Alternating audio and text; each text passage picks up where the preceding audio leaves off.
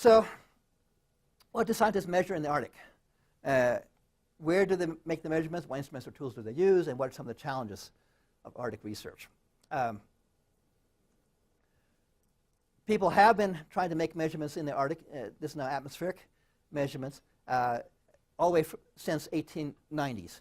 Fridtjof Nansen, a Norwegian oceanographer, was the first one to really have a scientific expedition to the North Pole, not just a political one trying to get to the North Pole. But his was pure, much more scientific, and using a wooden ship, the Fram. And if you go to Oslo sometime, you should go to the museum. It's a very interesting museum.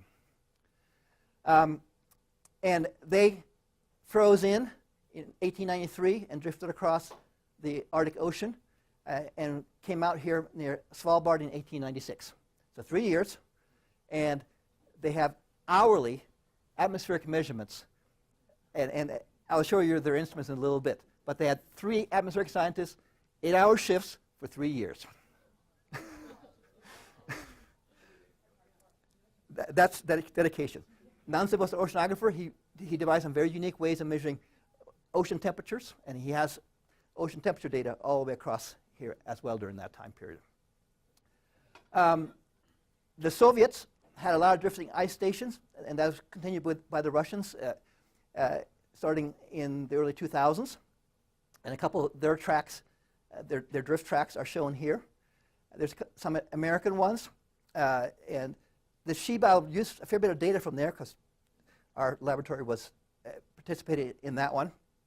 And actually, this LEDX was that opening photograph I showed you of the Beaufort Sea ice. And then there have been recently some Swedish-led expeditions with their icebreaker. There's a series of 4 of them, typically summer expeditions, but up to near the North Pole to look at some of the processes there. There are some other ones too I didn't have room to put on here. As I mentioned, there are stations around the Arctic, around the periphery of the Arctic, on land sites, terrestrial sites, that are making extensive measurements. Eureka is right here. It's one of them. Alert, both on Ellesmere Island, Summit, New Ålesund on Svalbard, couple, one in northern Sweden, and Sodankylä in northern Finland, Tiksi, northern Russia, and Shetski, and of course Barrow. Here's some of the measurement techniques. This is from the Norwegian 1896 expedition. Manual wind observations, manual temperature and humidity and surface pressure observations, hourly. Sextant to get their location in ice drift, and Nansen making his temperature measurements in the ocean, the temperature profiles. We have more modern techniques now. We put out towers and data loggers. It helps a lot.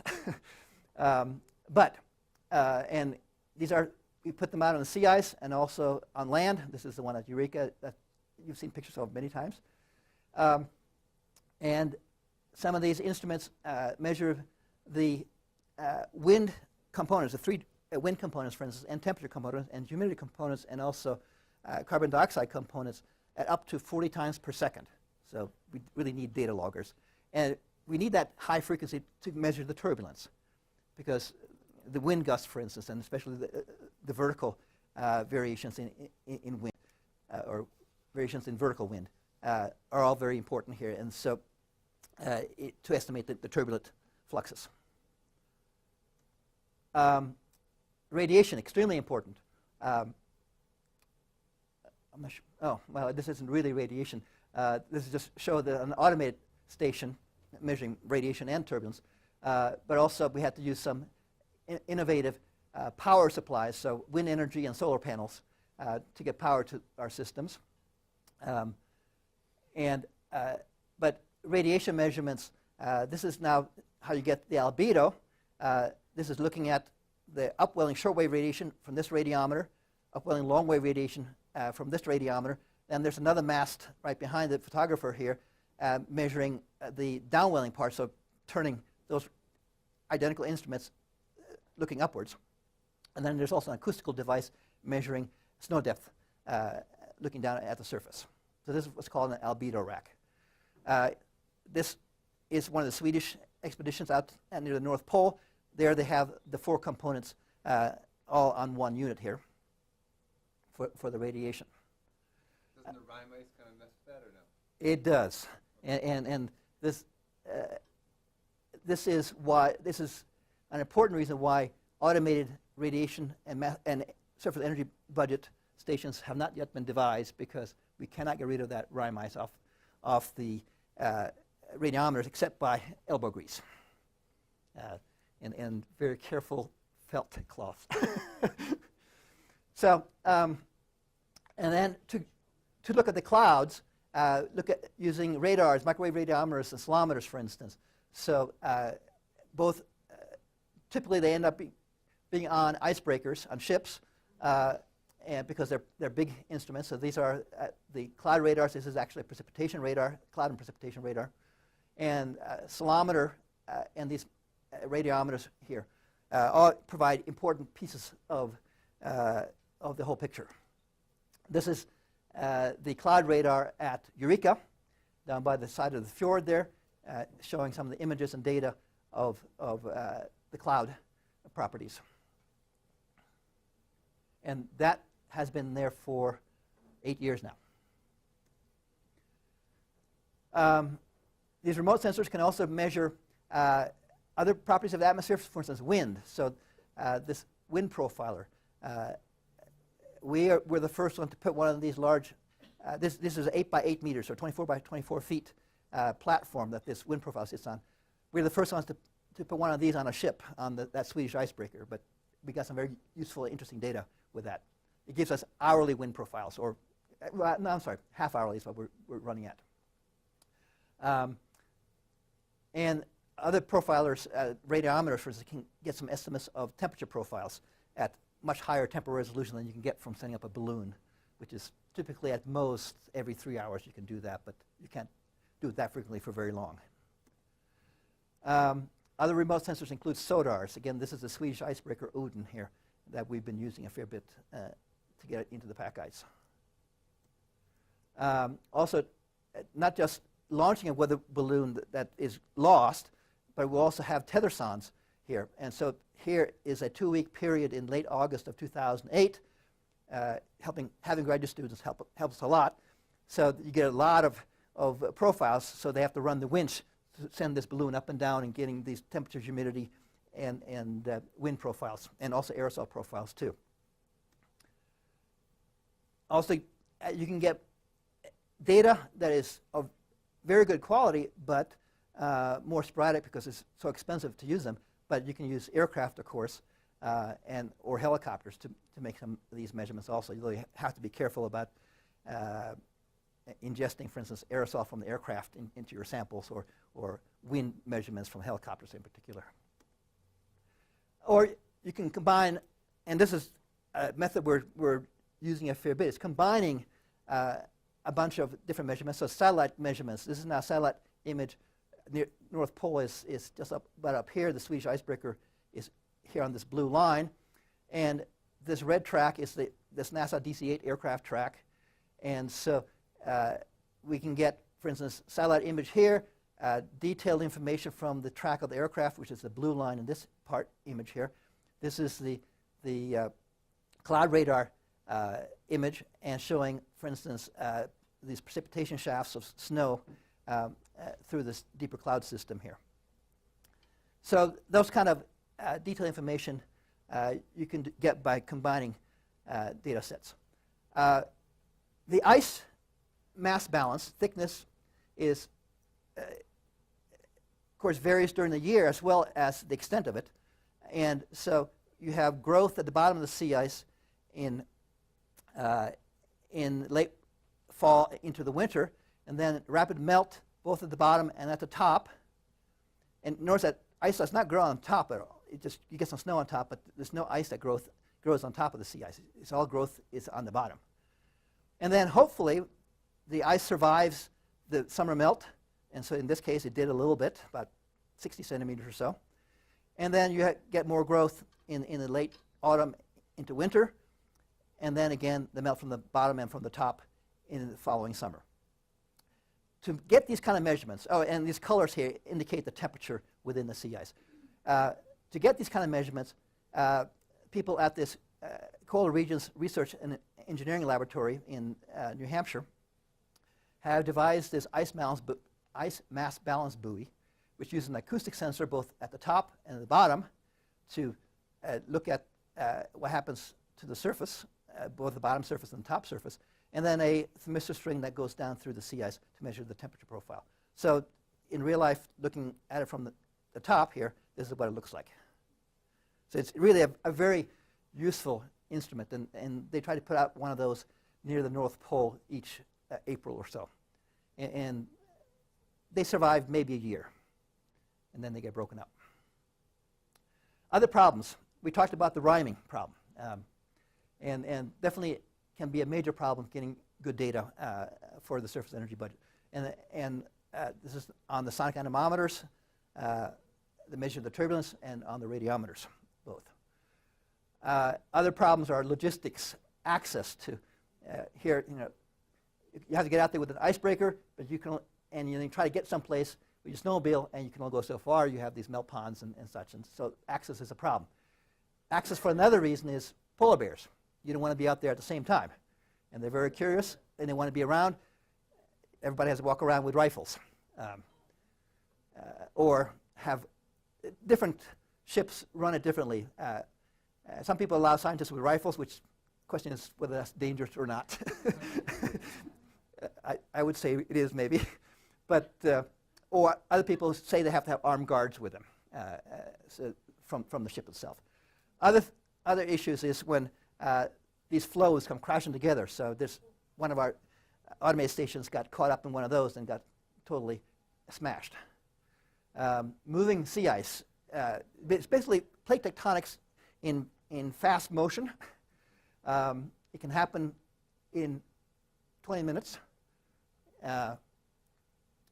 And so the Fram in 1890s was wedged in between flows.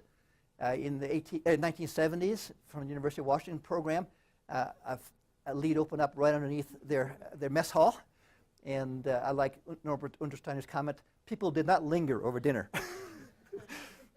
At the Sheba site, a lead opened up right through the camp, and these power lines and so on had to be cut very quickly, because it happened in about 20 minutes, and launched one of the, these two sides came together, launched one of the snowmobile huts up into the air. Luckily, there was nobody in there. For difficult environment, at minus 40, you don't have much time to even turn a nut or something like that when you're adjusting instruments. Getting around is a bit difficult. This truck, you can see, has triangular tread wheels. But one does the best that one can. I also find out eyeglasses do not work at all, so I'm partially blind when I go up there.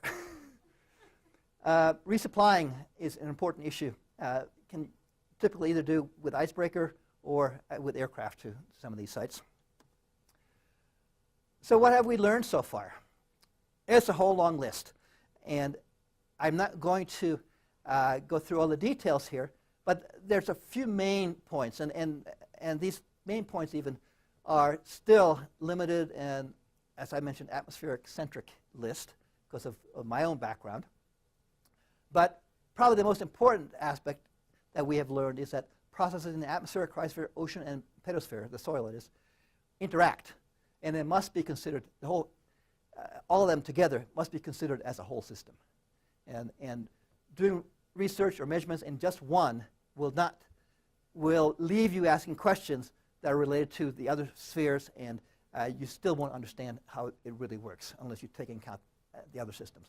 And scientists are just learning that, and that interaction is kind of slow in progress. It means people have to get out of their comfort zones, their areas of expertise, and talk to other people and try to understand what they're saying and doing. But some of the results that I can say has been learned so far is that we've begun to quantify atmospheric and surface energy fluxes determining the evolution of the sea ice and presumably permafrost. And we find that all terms have significant magnitudes and variability. There are cryospheric properties such as albedo and snow cover are very important for interactions with the atmosphere and the ocean. Processing in both the atmosphere and the ocean may be directly causing the observed changes in the sea ice. And I'll I'll talk about each of these a little bit more in detail in the next few slides. And the feedback processes are important for enhancing Arctic changes and producing the global impacts. I talked a little bit about the global impacts here before. So one of the proposed oceanographic mechanisms for disappearing Arctic sea ice is that there's warming of the mid-depths, so around 300 meters deep. Atlantic waters are entering the Arctic Ocean and circulating in the Arctic. This water eventually comes out again at the through the Fram Strait. It enters in through the Barents Sea and the eastern edge of the Fram Strait. However, so people have seen that that water has been warming. They make measurements in a couple of locations here and here, and they've seen that this water has been warming in the last couple decades. However, there's only minimal amounts of this heat appears to be reaching the bottom of the sea ice. So in other words, it's not coming up from this 300-meter depth. And so this is a problem. And the few places where they have seen it coming up tends to be on this side. And of course, we've seen the big changes occurring over here. So this may not be the answer, but it is something oceanographers are pointing to is a potential ticking time bomb, because if this warmer water eventually does get up to the bottom of the sea ice could go really fast. Another mechanism that was proposed in the early 2000s was that have been large-scale wind and ice drift changes occurring. So, for instance, here in 1979, there's this Beaufort Gyre. This is now ice tracks. They put buoys on the ice and track them with satellite, and see that there was typically a large recirculation in this Beaufort Gyre. This is now Alaska here, and here's the Fram Strait here. Some ice went up the Fram Strait, but most of it recirculated, and therefore the ice. This is now ice age. The ice was quite old and thick in much of the Arctic Ocean. However, in the late 1980s and 1990s, this circulation changed and now was more of a counterclockwise circulation and coming out with a lot of ice coming out through the Fram Strait and only very little recirculation here. And so the net result was that the ice thickness decreased substantially between those two time periods, and the ice age as well. So the old ice is kind of relegated to the top of the Canadian archipelago and in Greenland, and the rest of the Arctic Ocean has much younger ice. So people are pointing to this large-scale wind changes as being the cause. However, since the 1990s, the wind patterns have changed back to what they were before, but sea ice decline has continued. So they're saying, okay, well, maybe that wasn't the entire answer, at least. It might have been part of it. And then there's an atmospheric thermodynamic mechanism, melt of the sea ice. One problem was that we didn't really understand what that was at all. And so we're starting to get a little better handle on that now, and we're seeing it as a very complex and very sensitive system of atmospheric energy fluxes, and that this might be modified by changing heat and moisture transport from lower latitudes. However, it's both difficult to quantify both the changes and in the transport and in the energy fluxes. So to illustrate the complexity and how the system works, I have this schematic diagram, basically of the energy budget in a vertical column over the Arctic or Arctic sea ice region. And we have in the blue here, dark blue, long wave radiation. So for instance, important aspects are how much long wave radiation going down to the sea ice, how much coming back to the clouds, and then how much is being lost to space. Also the short wave radiation, how much is penetrating through the clouds. Well, obviously we know it's coming from the sun, but how much is coming through the clouds and then being reflected back to the atmosphere or being absorbed by the surface. Again, this is now the function of the surface albedo. And then there's also other components like the turbulent energy fluxes here, for instance. The net energy flux, if you're going to have a steady state system, has to be 0. Now, these numbers are quite large. And remember, a 1 or 2 watt per square meter change can have a significant change. So how well do we know these? We don't know them to the 1 to 2 watt per square meter value. So this is a problem. And we also argue that our models aren't able to reproduce these fluxes to 1 or 2 watts per square meter error.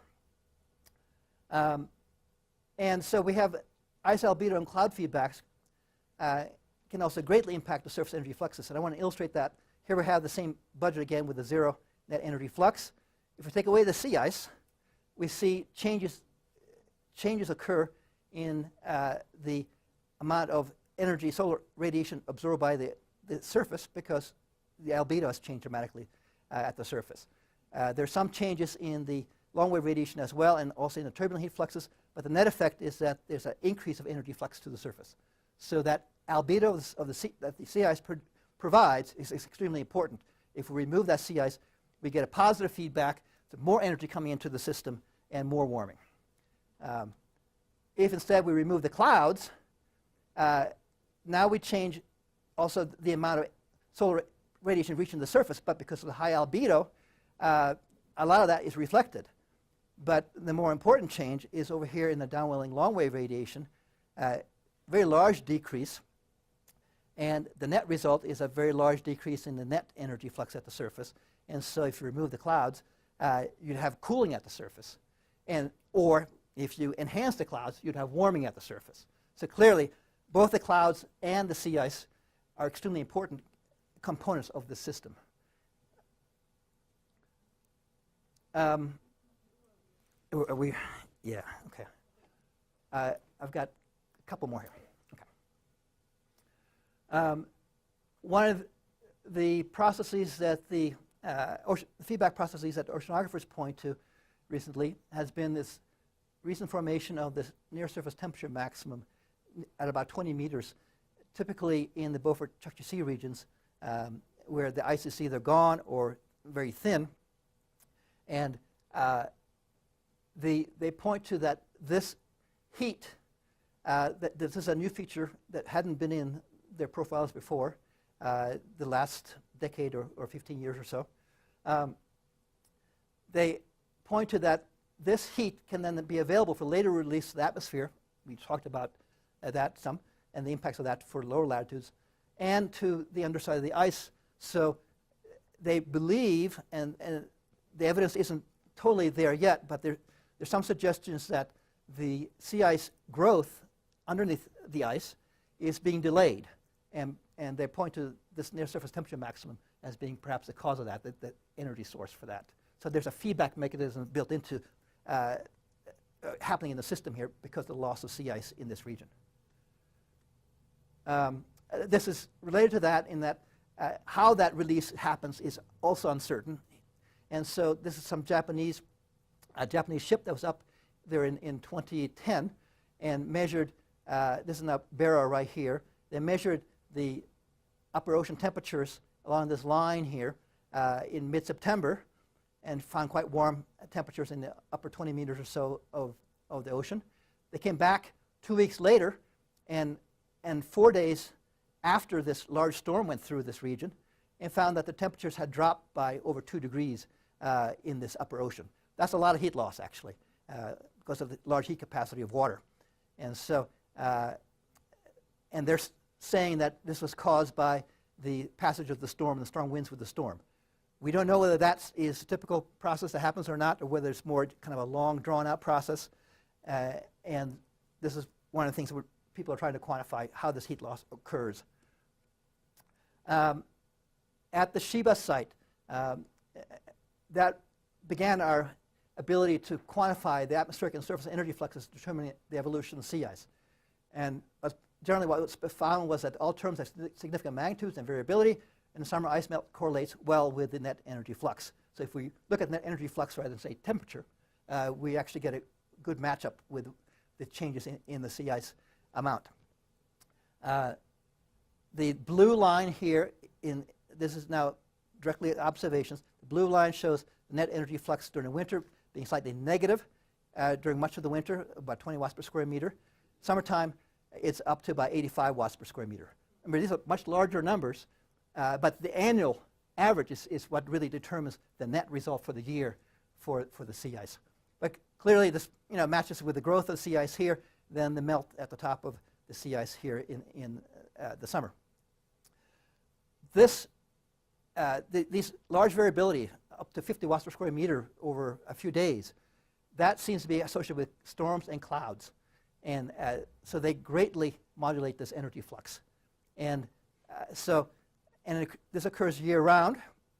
And so if the frequency of these events or the impacts of the impact amplitudes of these events changes, this could impact the net energy flux to the extent to have a significant impact on the net energy flux for the year. So this is some of the processes that is also being looked at. This is an example of moisture coming in through the Fram Strait in the atmosphere, seen by satellite, coming over to the Shiba site. This warm, moist air comes in aloft. Clouds are associated with them. Where those clouds are, you see the pink line here, the long wave radiated fluxes. This is now winter, so there's no solar flux here at all. The long wave radiated fluxes increased tremendously by 90 watts per square meter or so, associated with the fluxes. It's actually associated with liquid in these clouds. This is measured by the radiometers, showing that the clouds, either both the deep ones and the shallow ones, have liquid in them. And these liquid cloud events produces temperature warming in the sea ice, and this warming in the sea ice then propagates downward through the sea ice, and it's remembered in the sea ice. So it impacts, we think it may impact then when the melt starts in the spring. So there's a lot of processes going on here, from long wave transport to the cloud structure and the phase of the clouds, whether they're liquid or ice, and then the thermal structure in the sea ice itself. And the clouds we're talking about can be those deep ones, which are fairly infrequent, but the more frequent ones are these stratocumulus clouds, fairly shallow, low-level clouds, but if they have liquid in them, they become very important. Similar types of measurements, of course, are being made at Eureka and Alert. This is just an example for 2 years at Eureka, showing a year with fairly shallow snow depth in the spring, another year with deeper snow, and the impacts it has on the summer active layer in the soil. So in other words, when the temperature is above freezing in the soil. And the onset for the shallow snow year was earlier of the active layer. The depth of the active layer was 7 centimeters deeper than it was during the year where the snow was deeper. Again, similar types of comparisons to Alert are done, and there the difference is about 30 days rather than just, in this case, just a handful of days at Eureka. And finally, this is our Eureka Tower. And I did show before the surface energy budget in the previous slide, but here I want to just point out the carbon dioxide flux measurements that are being made. So we have begun making the measurements of the release of these greenhouse gases from the permafrost, but the signs and magnitudes are still uncertain. We're starting to get some idea of how it's operating, at least at Eureka.